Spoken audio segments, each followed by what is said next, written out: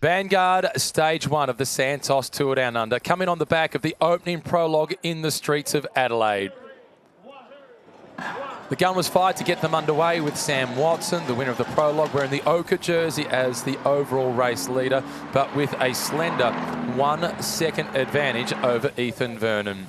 Immediately out of the start, there was an attempt to form a breakaway. It was the Norwegian Martin Udenstad who got them started, but UAE, they wanted the first of the zip track intermediate sprints, not for the blue jersey, not for the points, but for the time bonus.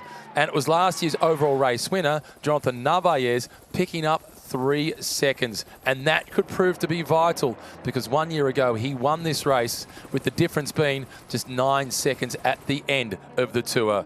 That intermediate sprint could be telling in a few days' time. Unfortunately, there was a crash back in the peloton. The biggest victim was Max van der Meulen from the Bahrain Victorious team, unfortunately out of the race. Breakaway then forming at the front, and once again Martin Udenstad was there. They had 2 Frenchmen for company from Groupama FDJ, Guillaume Martin and Enzo Paolini. Through the second of the intermediate sprints, it was Martin picking the points and the time bonus. Each time across the top of Mangles Hill for the FX King of the Mountains, it was Martin Udenstad who was picking up the maximum points. By the end of the day, he would take all 3 to move into the King of the Mountains jersey. Back in the peloton, it was the teammates of Sam Welsford and Sam Watson from Ineos Grenadiers controlling the leading trio. Likewise, the teammates of Matthew Brennan at Visma Lease Bike. Through the final sprint, Guillaume Martin bidded farewell to his breakaway companions, and they tried to defy the peloton from closing them in.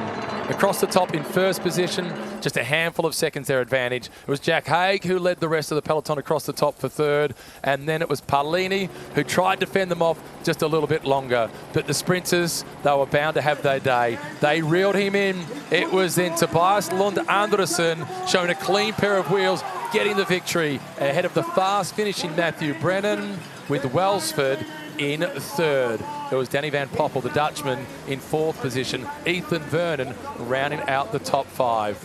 New team, big victory. DECATHLON taking the win with Andresen. Perfect way to start the season. Watson in second, Vernon in third.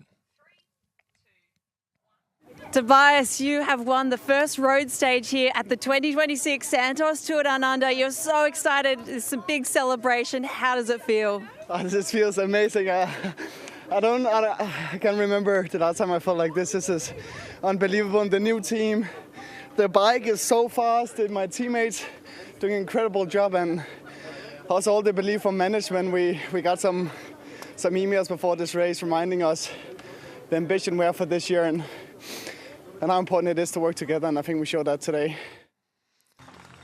They work together perfectly. Can he defend the ochre jersey on Health Partners Stage 2?